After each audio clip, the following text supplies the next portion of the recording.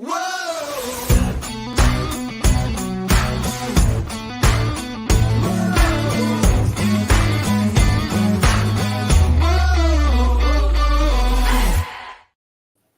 to the What's Already podcast, where we fashion ourselves television judge and jury. My name is JJ Carter. I'm here with my co-host Alec Burgess.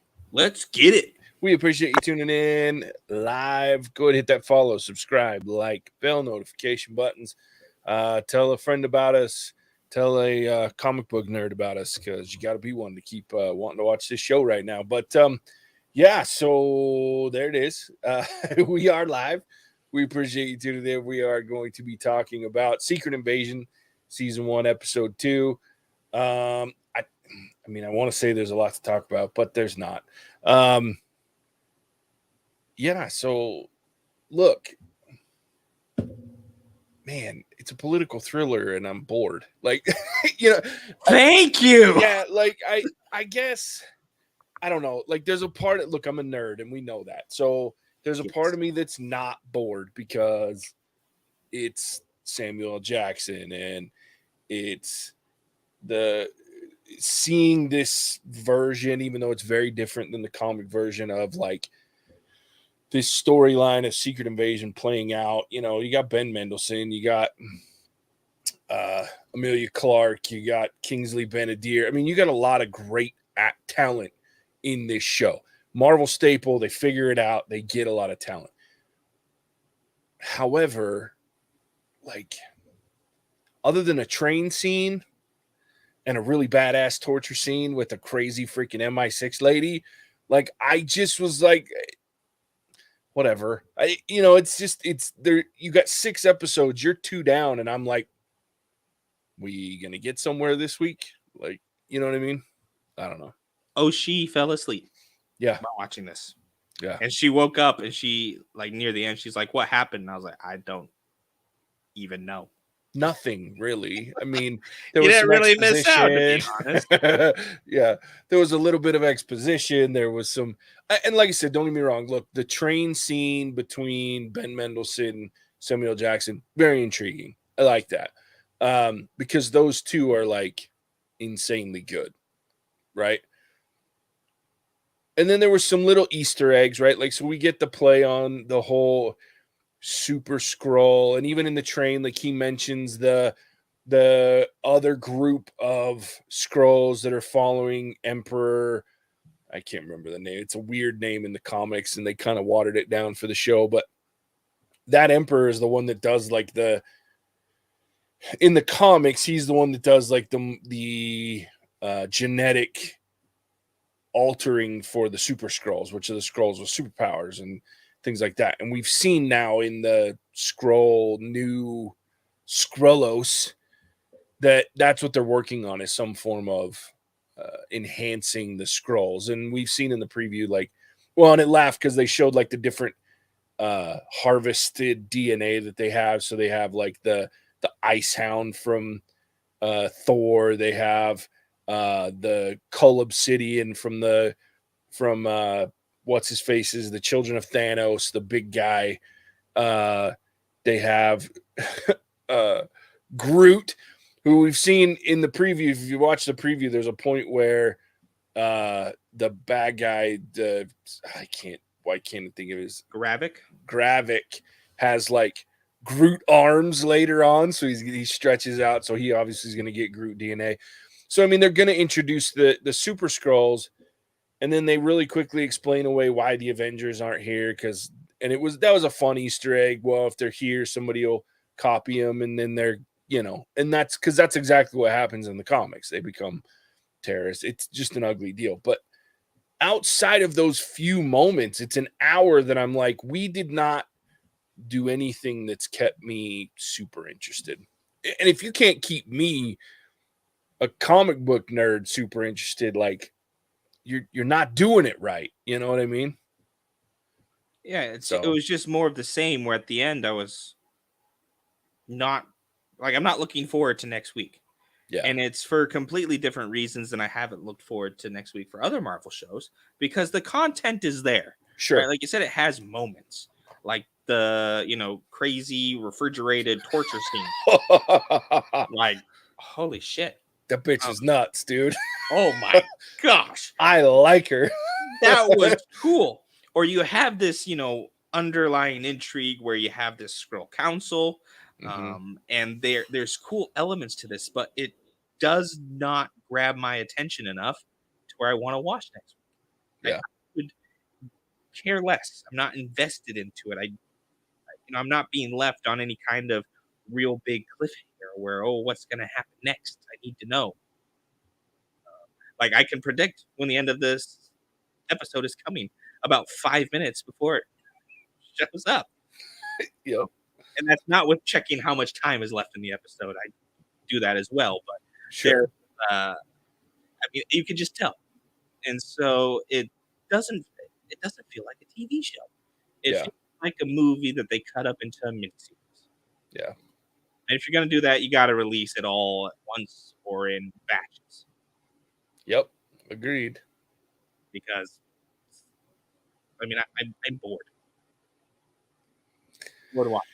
Yeah, it's tough. And especially with cool scenes like the one in the freezer. Like, I was like, oh shit, this woman is Ruth. Like, this is Nick Fury before he went to space. Nick Fury. Yeah. You know what I mean? Like, she's 160 degrees Celsius. That's hot. That hurt. That dude was miserable shit. Oh, well, she started by cutting off his finger. Yeah, and to make sure he was well, that confirms it. Oh my god. Well, and I love that she was just talking to him in that like super happy British like accent, like just like, oh yeah, this is gonna suck for you. Like, we'll see how that. And she was just calm and collected.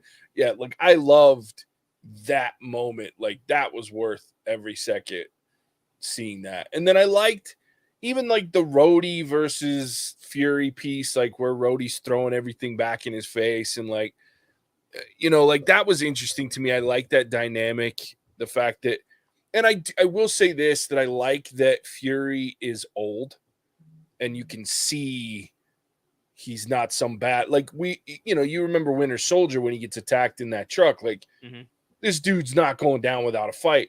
This one has a hard time disarming a moron of a freaking Secret Service guy or whoever the hell it is, and then gets out and has to like sit down on a bench and take a breather. And I appreciate that he's not some superhero. Yeah, like that's always one thing about Fury is he's human. So I appreciate those moments. But it's like you say, there's nothing like it almost feels like, and we won't because we're going to cover every episode on our live show, but it's a struggle because I want to be like, well, I'll just wait 6 weeks and watch it all at once. I'll binge it, right? Yeah. And that's unfortunately like I don't know. And this very is a modern viewpoint. Sure, and it's a different topic, like, but it fits too, because I think one of the struggles with the new streaming culture is that when it first started, it was a bingeable culture. Like that was one of the appeals to it, was you can watch the entire season in one sitting if you so choose.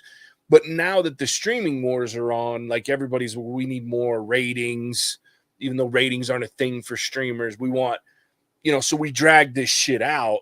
Amazon's doing it. Netflix is doing it less, but they've started doing some of it with some shows. Disney Plus has been doing it from day one. They have this idea but they're suffering from their own greed identity, I think, because they're streamers. Like, you're either going to have to bite the bullet and realize that you guys screwed up by making it bingeable to start with, and now you're adjusting because you're dickheads, or just understand that a lot of people are going to be like, I'll just wait for 6 weeks and watch it all at once. That's been the general consensus of my coworkers, actually. Yeah. Is I'll wait 3 to 4 weeks and watch it in a batch, and then, essentially watch the season finale. Yeah. I was like, yeah. You're not missing out on much. Because it just doesn't have that feel. Yeah. I mean, and I don't know if this has been released or if this is the plan, but are they like phasing Samuel L. Jackson out as Nick Fury? because it kind of feels like they're putting him out to pasture. Sure. I don't know. They haven't said out loud, but it wouldn't surprise me if, like, I mean, look, Samuel L. Jackson's one of those guys that has always said, like, I'll do whatever. Like, he's not, and he's never shied away. I mean, he does like fucking snakes on a plane, and like, I mean, the guy will do whatever for work, which I appreciate. And he's never shied away. He's got like one of the highest credit numbers, period, out there. Like, the guy's got a massive amount of credits. But I also know, like, it can't be.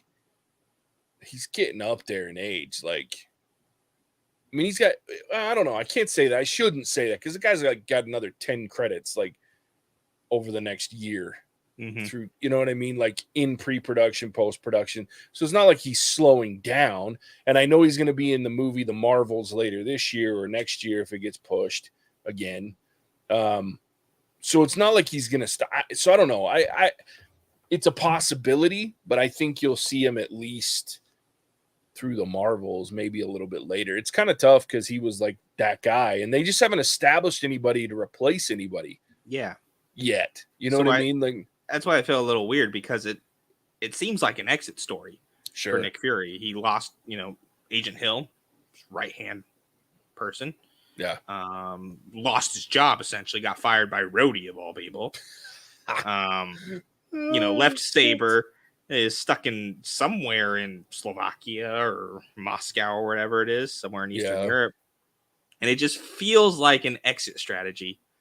But at the same time, they haven't really put anything in place to cover said exit strategy. Because as far as I'm aware, Nick Fury is still pretty central throughout whatever stories they're going to be telling. It's true. Or at least present that they have planned. Yeah, I mean, I think so. Like, as far as I know, there's no Nick Fury going away, at least that's been announced, but who knows? Yeah, because he's old, he's got his limp, yeah, I mean, it's starting to feel like it, but I also, it's like you said too, like, there's so many moving parts to what he's doing. Like, he's been on Saber for how many years? Like, they haven't even, the only thing we know about Saber is that it exists, and we've seen it once in a post-credit scene, right? Like, that's it. And then we've seen it now in a preview for the Marvels movie because Kamala Khan pops outside the window or whatever of the Saber base because that's where Monica Rambeau was. So it's like, but other than that, like, there's this whole space piece of S.H.I.E.L.D. that now exists that we haven't seen. I don't know. There's a lot going on with Marvel, and it's crazy what they're doing. But back to this show, they better fucking hurry up and get some action in this movie, in this show, because like right now, it just feels like they're wasting actors. And again, it's suffering from it's like you said, it's suffering from its own where it's at. Like 10 years ago, 5 years ago, 6 years ago, maybe this show, if it was on a TV network, nobody'd be saying boo about it. We'd be like, this is great. You know what I mean? But now we're like, can't I just watch it all at once? Like, yeah, like I would do that. I would sit down and knock out all 6 hours in a single sitting because it's easy enough just to push next episode rather than go up and accomplish something with my life. Yeah. But now that it's like, oh, I got to watch this hour-long episode on the Wednesday night. Yep. Why am I doing this to myself? Because I mean, I would even go so far as to say I don't need action. I just need some sort of excitement that, leaves me wanting more at the end, because it has excitement, right? It's got its pieces where you're like, oh, that's cool. Yeah. But in a 45, 47, 49 minute runtime, and you're giving me 2 minutes of a cool scene that is, not at the end, not at the beginning, not even really in the middle. It's like 77%. So there's enough time for it to die back down before you close out the episode. Yeah. And I'm left thinking, oh, well, that was just kind of plain, to put it simply. Yeah. It's like a plain bagel. It's true. It kind of makes you wonder, like, how did they do it back in the day? Like, when all TV was episodic, and like, how did they keep you intrigued and ready? Like, cliffhanger. You know what I mean? Yeah.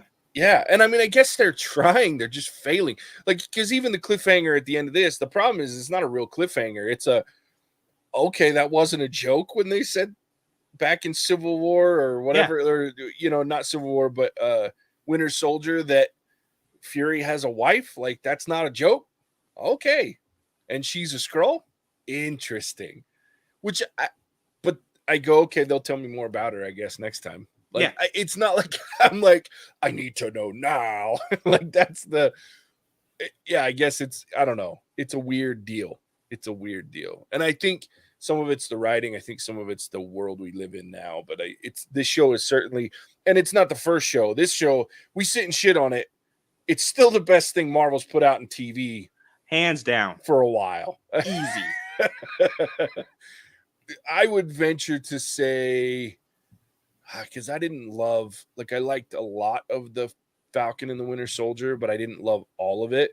I think the last show that came out that I was like, the entire show was really good, was the first, which was WandaVision. That show was cool.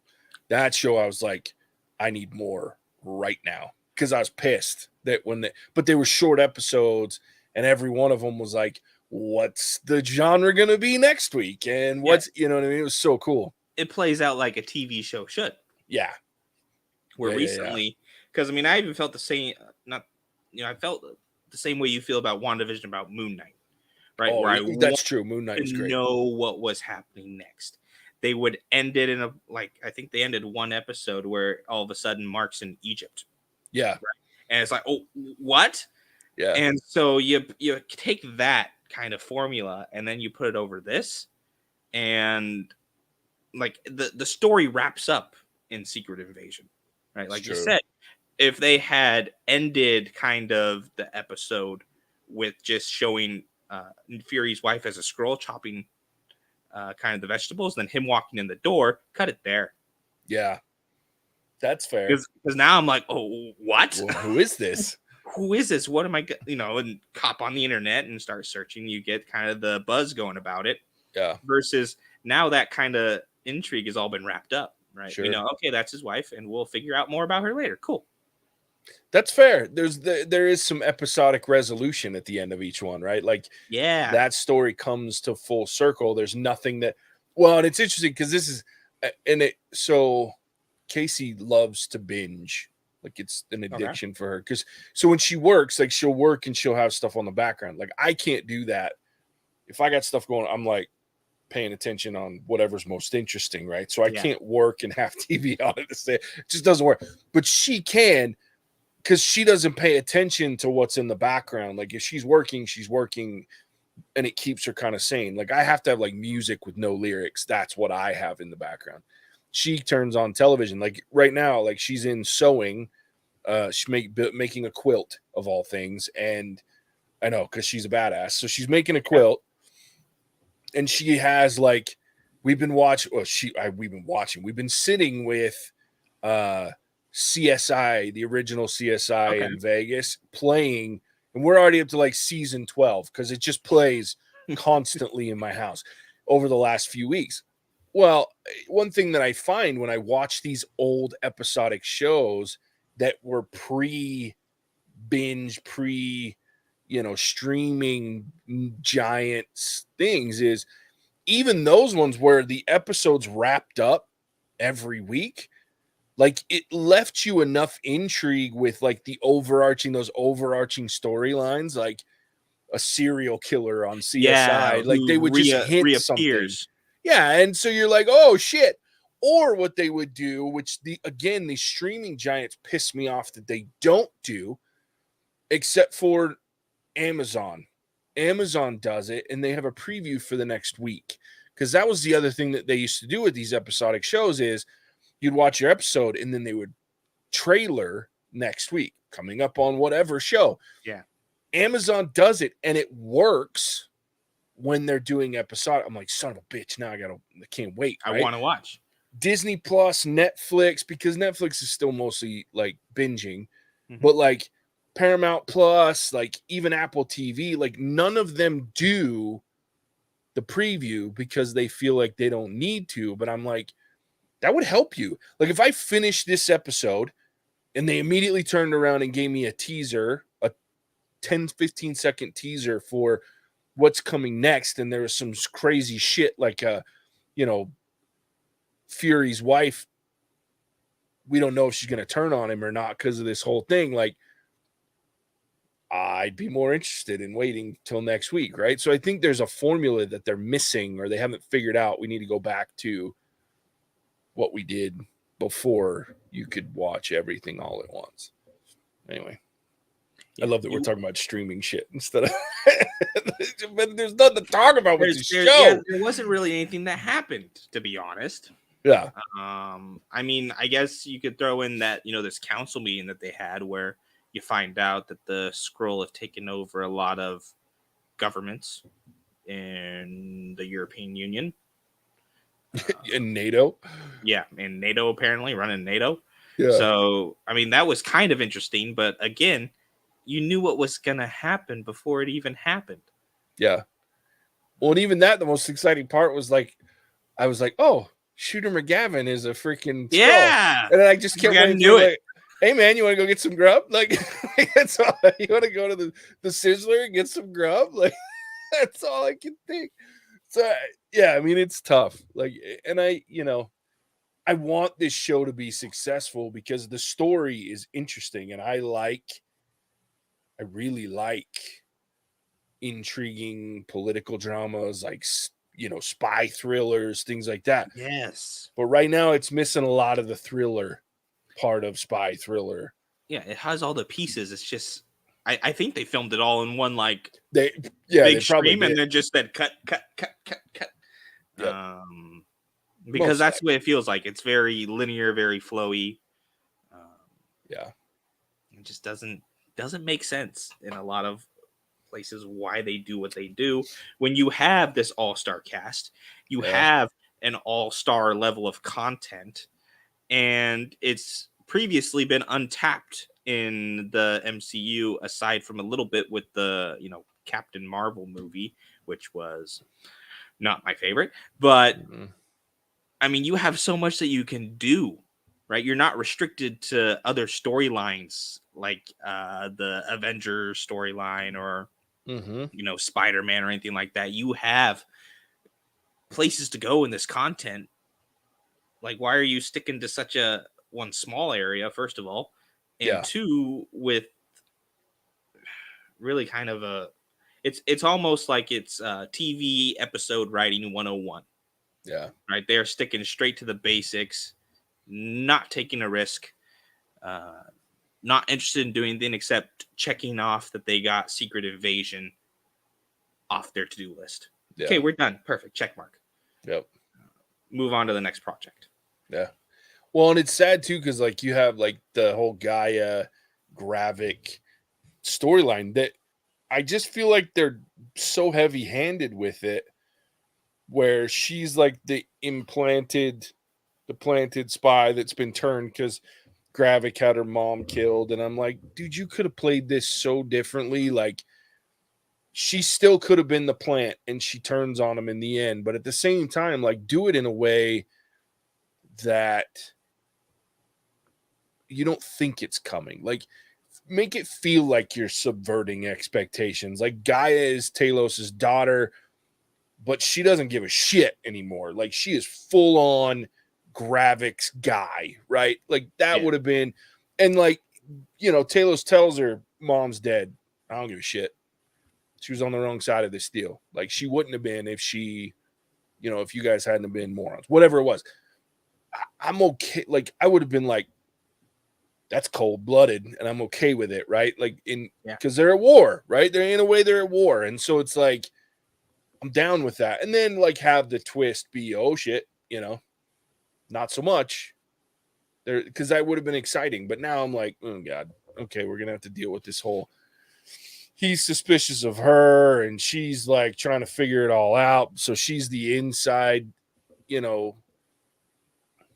man for us.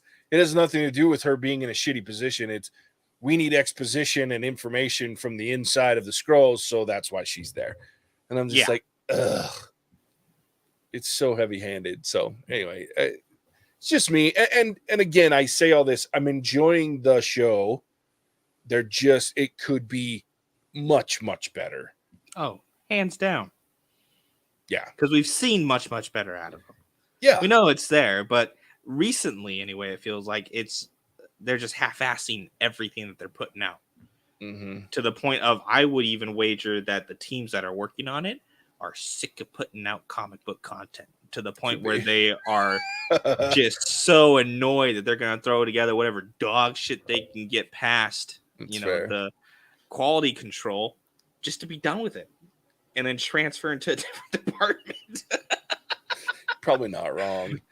And I was about to say, it feels like they're phoning shit in at a lot of times, which is sad. And it just, I mean, we've somehow managed to talk for 26 minutes at this point. I don't know how. Because we didn't talk about the show. But that's the problem.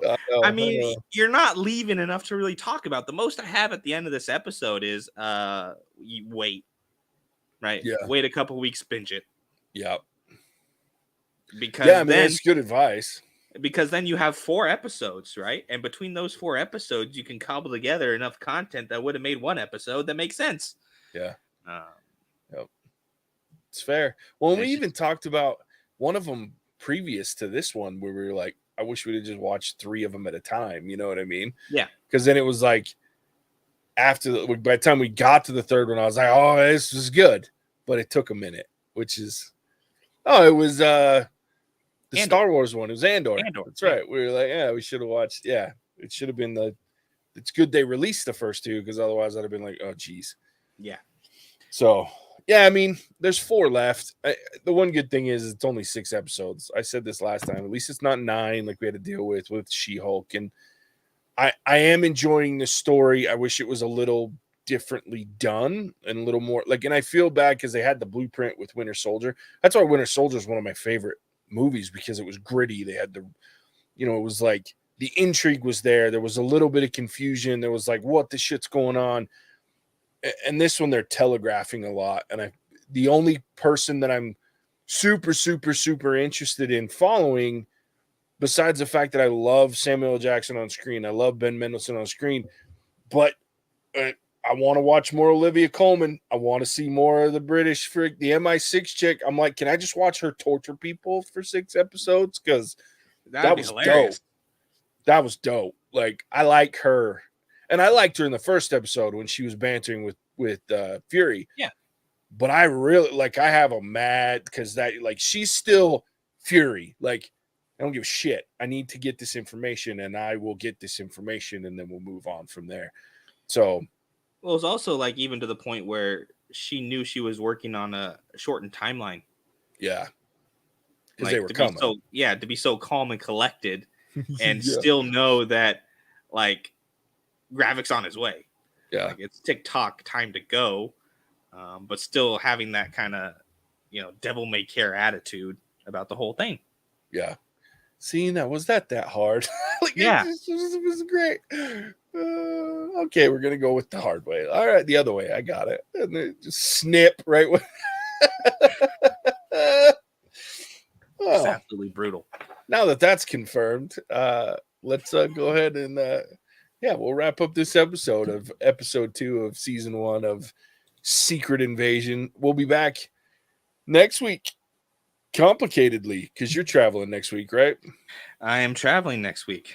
Okay, well, we'll figure it out one way or another. Something out, yeah. And then I'm traveling the week after that, so we'll have to figure that out too.